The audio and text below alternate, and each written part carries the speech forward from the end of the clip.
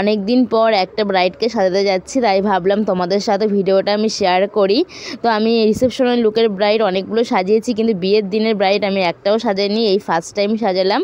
তো দেখতেই পাচ্ছ, ভিডিওটা স্কিপ না করে কন্টিনিউ দেখতে থাকো। আই হোপ আজকের ভিডিওটা তোমাদের কাছে খুব ভালো লাগবে, দেখতে থাকো আর সঙ্গে থাকো। আশা করি তোমরা সকলেই ভালো আছো, আমিও খুব ভালো আছি। রুমাল লাইফস্টাইল চ্যানেলে তোমাদের সকলকে আবারও ওয়েলকাম একটা নতুন ভিডিওতে। তো আজকে দেখো রেডি হয়ে গেছি। তো আজকে আমি যাচ্ছি একটা মেকআপের কাজে। তো একটা ব্রাইডাল মেকআপার লুক আছে, জানি না কতদূর কী করতে পারবো।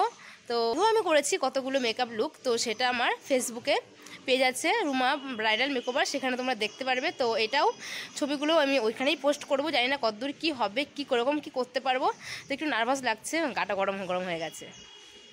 এখন বিকেল 4টে বাজে। তো আমি ফোন করেছিলাম ওকে, বললো যে এরকম একটু মানে আজকে যেহেতু মানে বিয়ের লগ্নটা অনেকটাই রাত করে, এর জন্য বলছি একটু খেয়ে রেস্ট নেবে। আমি বললাম ঠিক আছে, 4টে সাড়ে 4টার যাবো। তো আমি এখন রেডি হয়ে গেছি, এখন বাড়ি থেকে বেরোবো। তো ব্যাগটা গুছিয়ে নিয়েছি। ভিডিওটা স্কিপ না করে ফার্স্ট থেকে লাস্ট অবধি দেখার অনুরোধ রইল। আই হোপ আজকে মেকআপ ভিডিওটা তোমাদের খুব ভালো লাগবে। যদি ভিডিওটা ভালো লেগে থাকে, তোমাদের হেল্পফুল হয়ে থাকে, তাহলে অবশ্যই লাইক কমেন্ট শেয়ার করে দিও। আর তুমি যদি আমার চ্যানেলে নতুন বন্ধু হয়ে থাকো, তাহলে অবশ্যই চ্যানেলটা একটা সাবস্ক্রাইব করে রাখার অনুরোধ রইল। পাশে থাকা বেল আইকনটা অবশ্যই অন করে দিও নিত্য নতুন ভিডিও আপডেট পাওয়ার জন্য। তাহলে চলো বেশি বকবক না করে যাওয়া যাক। সাথে থাকো, সঙ্গে থাকো, দেখতে থাকো। দেখো গাইজ, এখন বাড়ি থেকে বেরোচ্ছি। এই দেখো ব্যাগ। তো চলো দেখতে থাকো। প্রচণ্ড ভার, ব্যাগটা নিতে পারছি না, কীভাবে নিয়ে যাবো বলো। একটা উপর দিয়ে যাচ্ছি,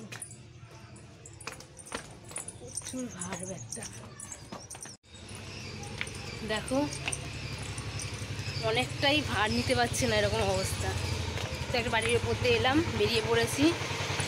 এখন রাস্তায় বেরিয়ে পড়েছি।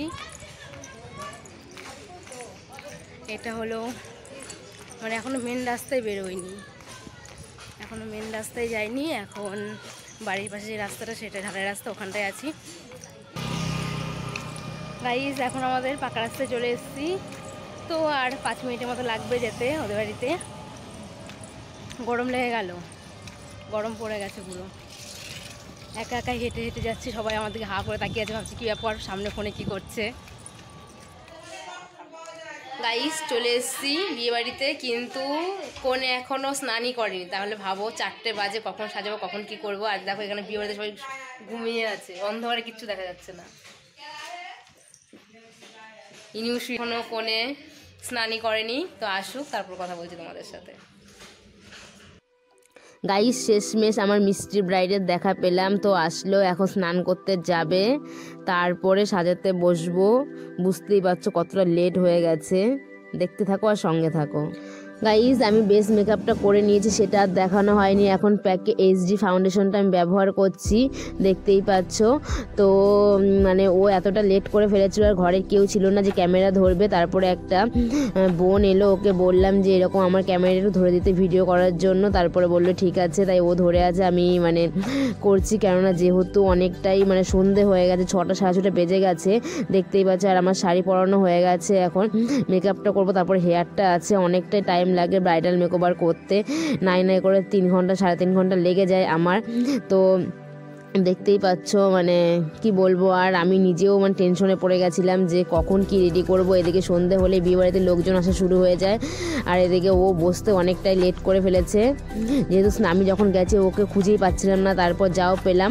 তারপরে ও কি বলবো, স্নানই করেনি, স্নানই করানো হয়নি। তারপরে স্নান টান করে আসলো তাড়াহুড়ো করে, তারপর সাজাতে বসলাম, দেখতেই পাচ্ছ।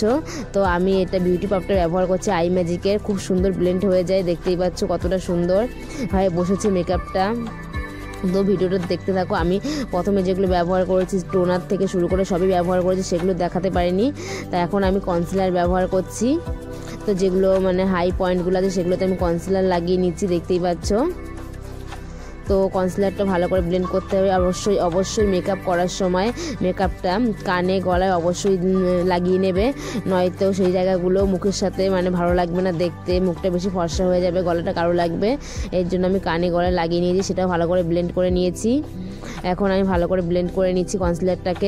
এখন আমি পার্পেলের একটা প্যালেট থেকে ক্রিম কন্ট্রোলিং করে নিচ্ছি। আমি কিভাবে করছি তোমরা দেখতেই পাচ্ছ। অবশ্যই ক্রিম কন্ট্রোলিংটা করতেই হবে, তোমরা তোমাদের পছন্দ মতো যে কোনো প্যালেট থেকে ক্রিম কন্ট্রোলিংটা করে নেবে। আর বন্ধুরা, তোমরা যারা যারা এখনও চ্যানেলটি সাবস্ক্রাইব করোনি, অবশ্যই চ্যানেলটি সাবস্ক্রাইব করে পাশে থাকার অনুরোধ রইল। আর বেল আইকনটা অবশ্যই অন করে দিও নিত্য নতুন ভিডিওর আপডেট পাওয়ার জন্য। আর আজকের আমার মেকআপ ভিডিওটা যদি তোমাদের ভালো লেগে থাকে আর হেল্পফুল হয়ে থাকে, অবশ্যই লাইক কমেন্ট শেয়ার করো, পারলে বন্ধুদের সাথেও একটু শেয়ার করে নিও। এখন আমি আই ম্যাজিকের লুজ পাউডার নিয়ে মেকআপটাকে ভালো করে সেট করে নিচ্ছি। অবশ্যই তোমরা তোমাদের যে কোনো পছন্দের লুজ পাউডার দিয়ে মেকআপটাকে ভালো করে সেট করে নেবে।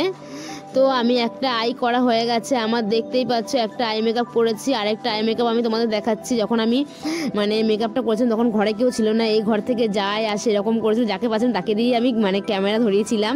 তো প্রথমে আমি হালকা কালার দিয়ে আমি কিস লাইনটাই করে নিচ্ছি, দেখতেই পাচ্ছ কীভাবে করছি।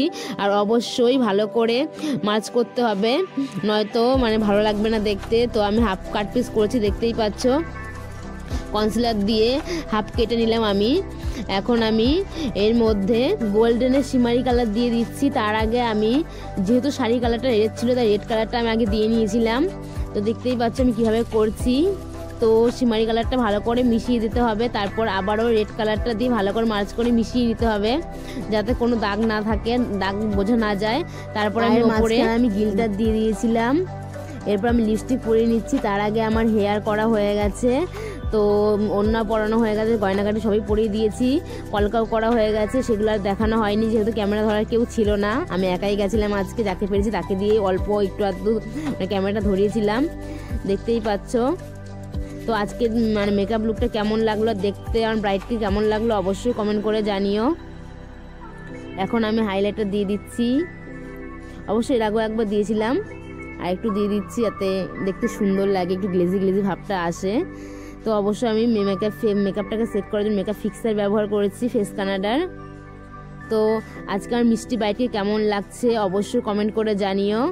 এখন আমি দুপাশে কাল করে নেব একটু, তো দেখতেই পাচ্ছ করে নিচ্ছি কিভাবে, আর কেমন লাগছে জানিও। ঘরে আলো অনেকটাই কম ছিল, তার মধ্যেও আমি মেকআপটা করেছি এভাবে।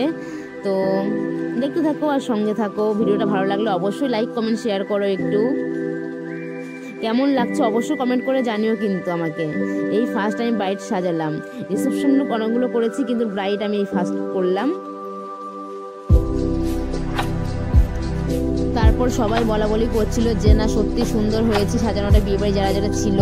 তো দেখতেই পাচ্ছ, এরপরে দেখে নাও আমার ব্রাইডের ফাইনাল লুকটা কেমন হয়েছে। কেমন লাগছে আমার এই মিষ্টি ব্রাইডকে অবশ্যই কমেন্ট করে কিন্তু জানিও। যখন সাজালাম তখনও লাইট কম ছিল, আর যেখানে বসেছে সেখানেও লাইট কম ছিল, যেহেতু ক্যামেরাম্যান দাদারা এখনও আসেনি, এর জন্য আমি ফোনেই ভিডিওটা করে নিলাম। সেরকম আলো ছিল না এখানটায়। সবাই বলছিল যে খুব সুন্দর লাগছে দেখতে, আমার কাছেও ভীষণ ভালো লাগছিল। তো তোমাদের কাছে কেমন লাগলো অবশ্যই কমেন্ট করে কিন্তু জানিও। একবারই সিম্পলের মধ্যে ও যেরকম চেয়েছিল সেরকমভাবেই করেছি। তো আজকের মতো এই পর্যন্তই, টাটা সবাই।